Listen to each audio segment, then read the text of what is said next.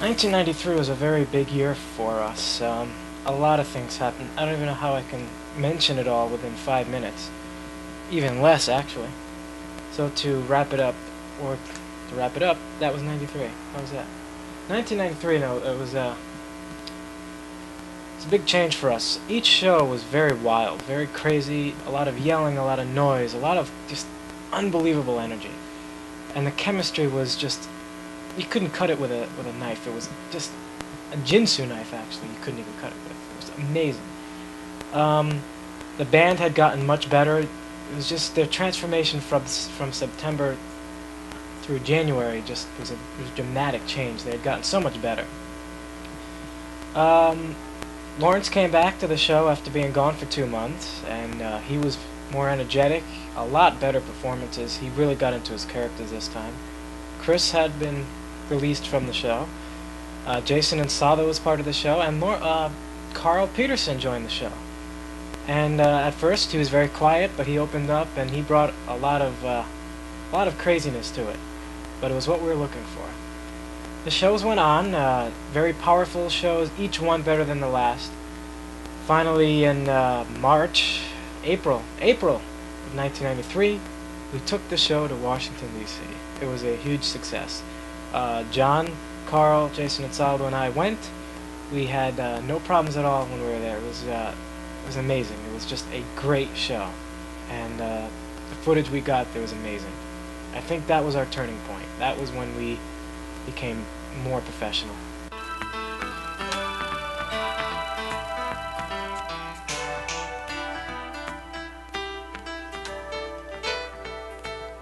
An amazing year Comedy After Dark had. It was around show 40 that they changed the name from Comedy Hour to Comedy After Dark. And that wasn't the only thing that changed. So did their attitude. Their hard work had paid off.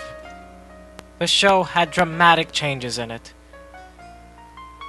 On May 8th, 1993, after their Washington, D.C. trip, which was a huge success, Comedy After Dark filmed their 50th episode. This was an amazing accomplishment for the team. Only 1 year, and they made it to 50 shows. There were many cast changes throughout the year.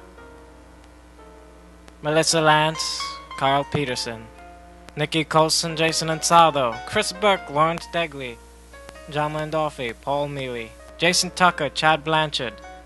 Special appearances by Jen Souls and Aaron Fleming. James Glover. 2 years, and the cast grew. But it was in 1993 when they had become a team. The show was dramatically funny.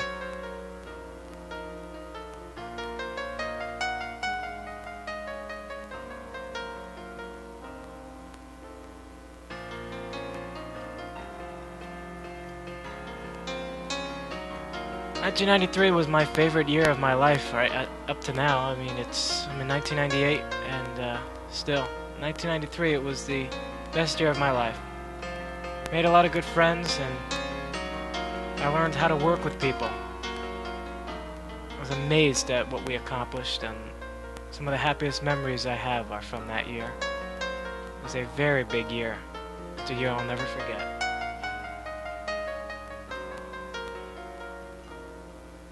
I don't know how they did it, but when I look back at these old shows and I see the cast, I'm amazed. They were geniuses, every one of them. And the abilities that they can do, the things that they could come up with. I don't know how they did it. I don't know how I did it. But together we pulled off something amazing. I think this show, if it continued, could have gone to higher places.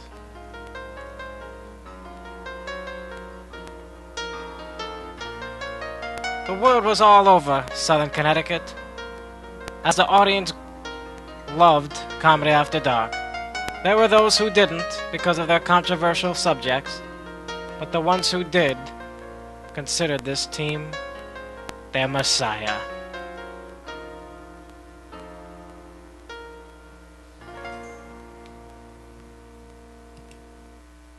In June 1993, Jessica Hawkins and Olga Toporowski joined the show. John Landolfi had left. But these two brought some great energy to the show. I was amazed by both of them. Jessica and Olga had these skills which were amazing.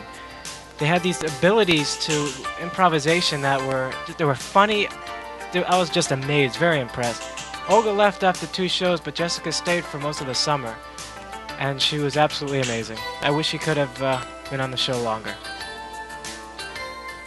1993, an amazing year. Another thing that Comedy After Dark dealt with were movies, with many different movie shorts. They would do their parody takes on all the recent movies out, including Scent of a Woman, Robin Hood, Men in Tights, Weekend at Bernie's, and many others. But in December 1993, they pulled off the most amazing thing they had ever done. Comedy After Dark's Christmas Vacation. Ah, yes, Comedy After Dark's Christmas Vacation. What an idea. To do a parody on the Chevy Chase movie, National Lampoon's Christmas Vacation, my favorite movie of all times. I've seen it 1,000 times and I laugh every time I see it.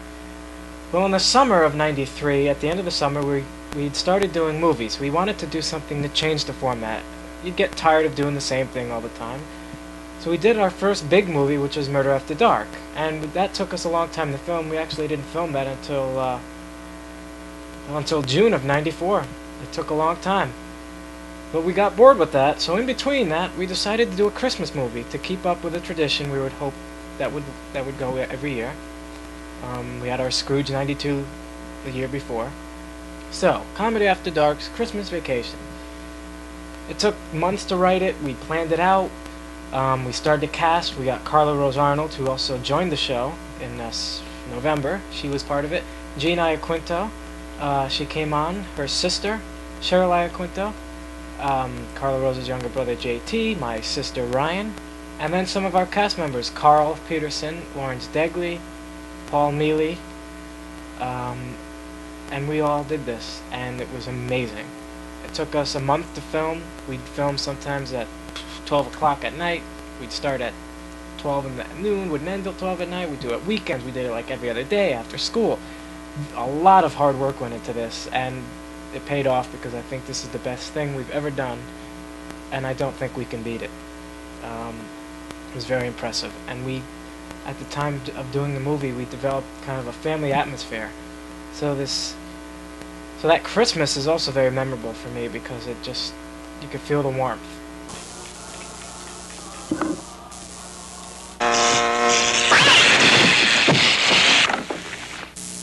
Honey?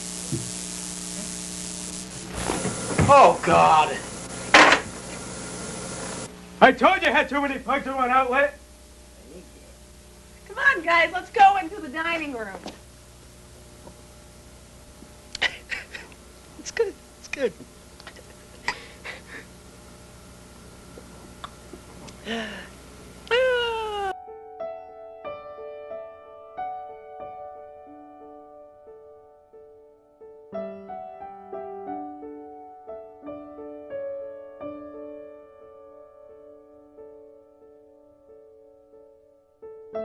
Yeah, right. I haven't had any. I had spam. What? I had spam coming out of my ears. I had spam over here. I had spam there. That's full.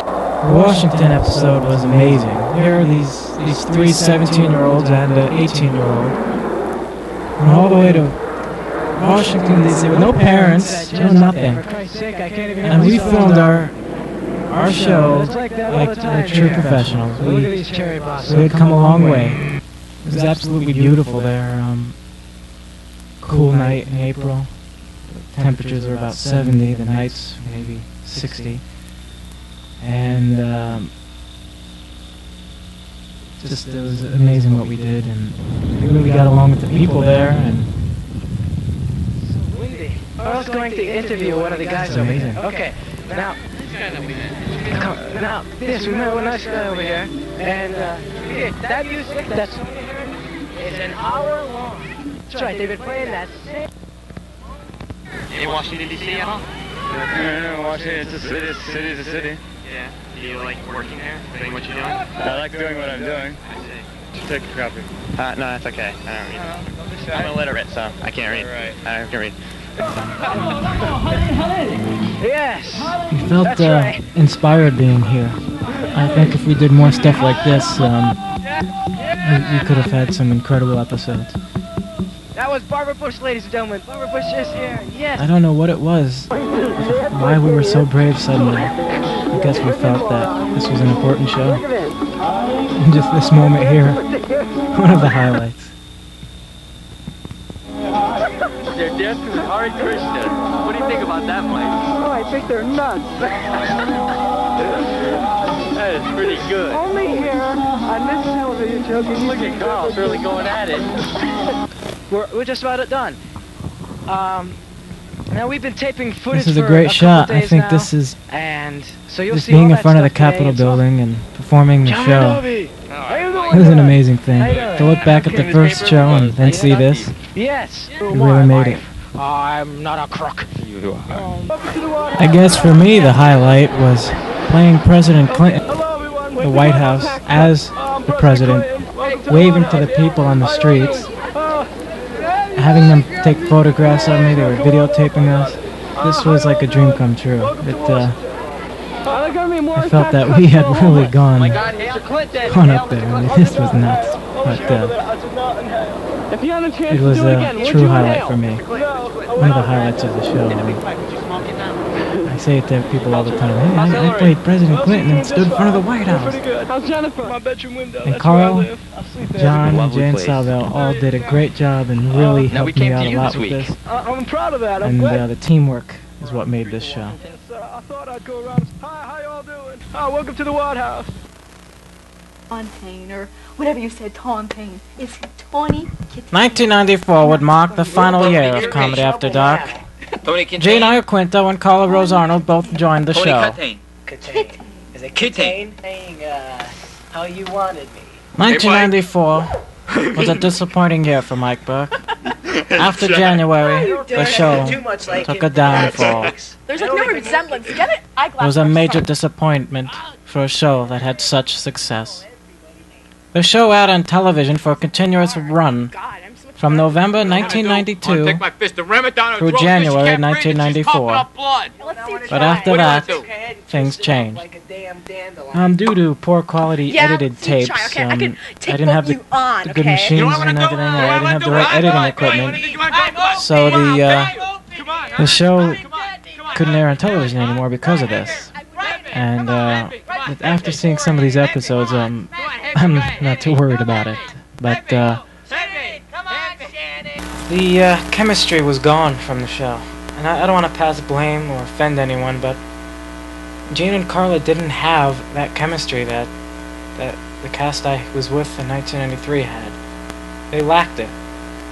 And because of this, the show didn't work. Paul and Carl and I all of us came from that old show. These two never did. They were never there to see how it worked, to see what it was like. They had seen it on television, but that wasn't enough to get them to know what it was like, and I think because of that, we could never quite click. They came though, they put the effort in, and I appreciate that. But I just think there was no chemistry, and that's why when I look back at those episodes, they're not funny. They half the time you could see that I am bored, and it was a major disappointment for me to end our show like this. It was February '94 when I made the announcement that our 100th episode would be our last. You know, when I think back to Comedy After Dark, I have a lot of memories that are great.